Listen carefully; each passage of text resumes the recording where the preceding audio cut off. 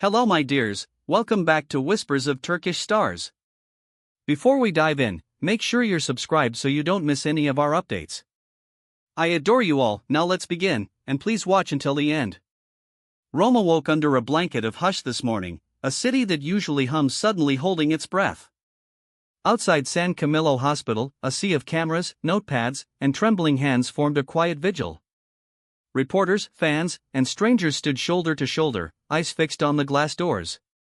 At 5:47 a.m., the stillness cracked, not with sirens, not with footsteps, but with a man's voice, raw and shaking, bleeding grief into the dawn. It was Barış Baktas. You know his eyes, usually bright, playful, always alive. Today they were hollowed by the kind of fear that unthreads the soul. His hands quivered as if they had forgotten how to be hands. He stepped toward the microphones, swallowed hard, and spoke in a tone that sounded more like a prayer than a statement. He said that if anything were to happen to his wife, to Yağmur, and to the little heartbeat she was carrying, he didn't know how he could keep breathing himself. The line landed like a blow. No camera moved. No question was asked. Even the wind seemed to listen. 28 weeks. That's where they were in this fragile, miraculous timeline. The baby's kicks had started to form their own rhythm, a secret code only parents can feel. Barış had been working in Rome for weeks, yet slowing his schedule, arranging shoots and rehearsals around checkups and naps, insisting on making dinner himself, laughing when the pasta stuck, dancing in the kitchen with her in the bump. They were living through that tender, shimmering season where dreams sketch a future. And then the night ripped open.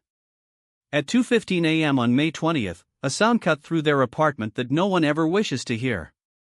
A scream. Not loud so much as scared down to the bone. Barış ran from the next room and found her crumpled by the sofa, both hands pressed to her abdomen, her lips searching for air. Blood, far too much of it, darkened the floor. She tried to speak and couldn't. Her skin went pale. He fumbled with his phone while kneeling, shaking so badly the numbers blurred. He called an ambulance, pressed her to his chest, whispering her name again and again as if it were a spell. "Stay with me," he pleaded at her ear, his voice breaking. "You swore we'd do this together, remember? Don't let go. Don't you dare let go."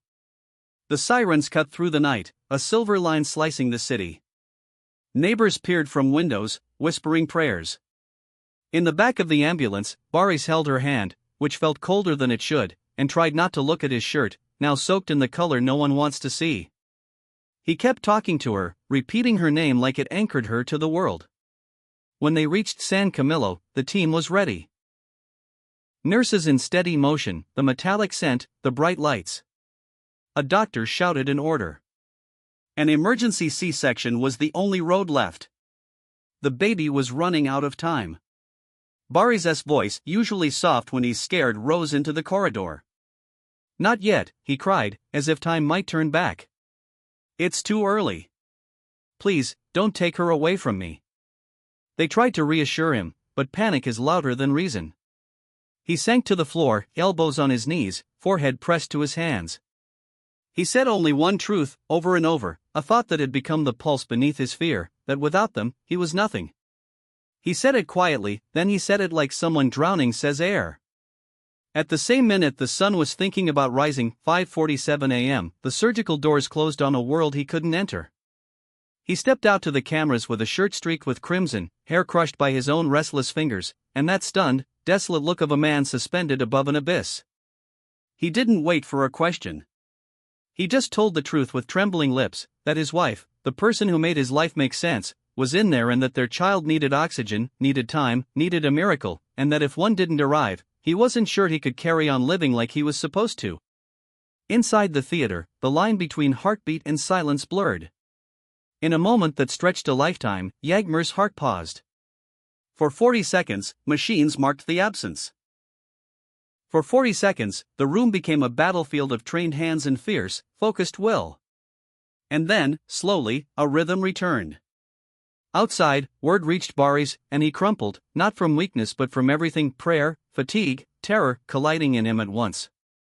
A nurse tried to help him to a chair. He stood anyway, swaying, and begged to be let into the room, begging the staff not to let his wife disappear. The city learned their pain like it was news and gossip and love all at once. Social media gathered itself into one voice.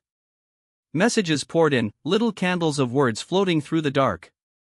A hashtag began to climb, hashtag Yagmurasindua, whispered by strangers, shouted by friends, posted by fans who had never met them but felt as if they had. Karam Burson wrote that Barış's confession had split open everyone's chest, that he was praying with him. Neslihan Tagil added that what a woman faces at the edge of motherhood carries a holiness no film or stage can capture. Engin Akurek said that Yağmur was stubborn in the very best way, and that the mother and child would find their way back to them. 3 hours later, a cry small, rough, fragile arrived.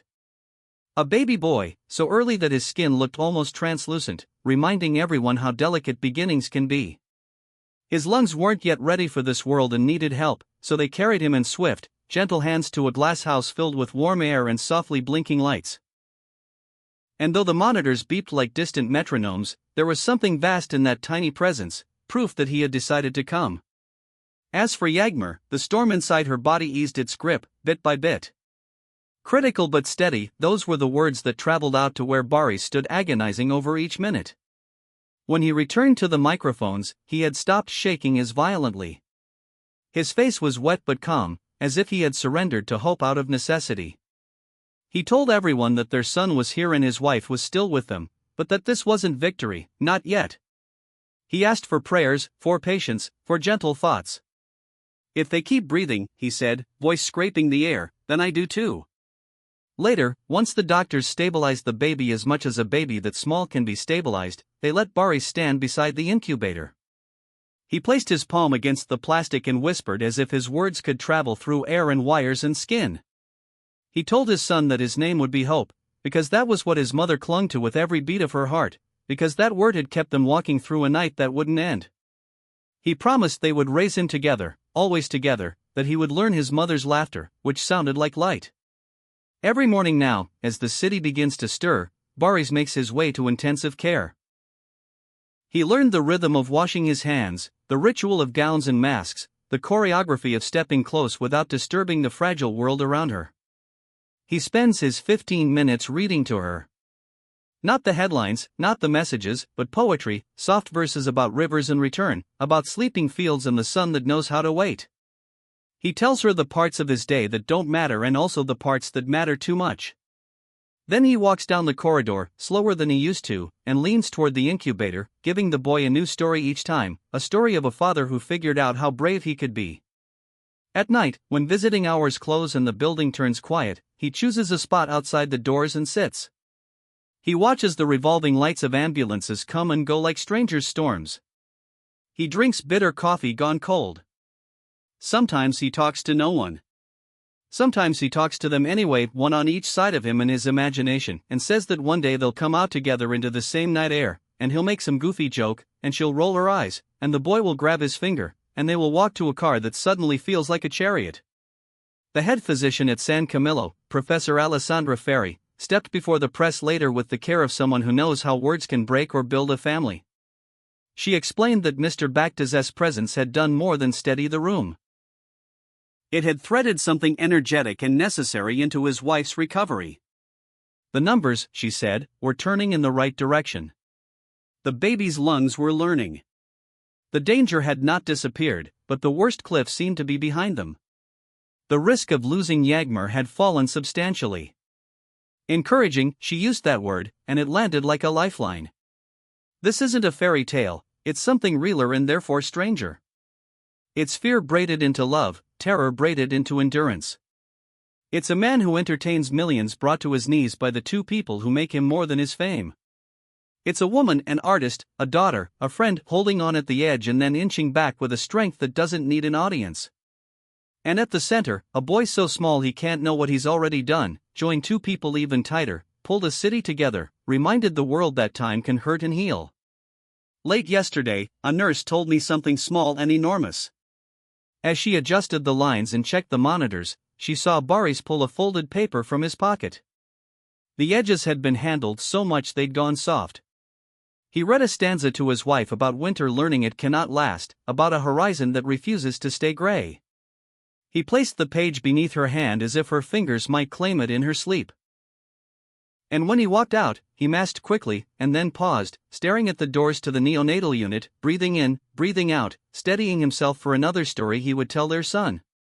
People think celebrities float above this kind of night. They do not. They feel it raw. When Barış told the world that if his family vanished, he would too, he didn't say it for effect. He said it because that was how the truth found him in that hallway. I think those words will live on, not because they were perfect, but because they were human. Because they were the kind of thing anyone might whisper when a clock ticks too loudly and a ceiling looks like it might fall. Today, the city is brighter than it was. Not because everything is fine, no, the road ahead is long, but because breath stayed. Because a mother keeps recovering. Because a baby keeps learning how to breathe without help, one tiny lesson at a time.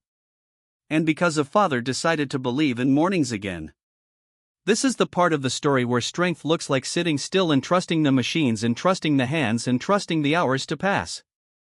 To every person who sent a message or a prayer, who typed the hashtag and meant it, know that your words reached them.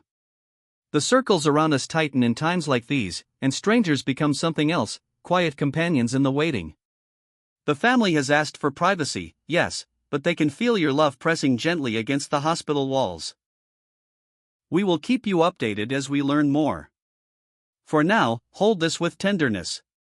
Remember that even in the most photographed lives, the light can suddenly go out and sometimes, if we're lucky, flicker back. And remember the vows spoken without rings, in a corridor, with coffee on the floor: we stay, we breathe, we wait. One day soon, maybe, we watch them walk out together. Maybe he carries the bag. Maybe she carries the baby. Maybe the world remembers how to exhale. That's all for today's video from Whispers of Turkish Stars. Thank you for being here, for caring, and for staying until the end. Don't forget to like and subscribe so you don't miss what comes next. I love you all so much. See you in the next one.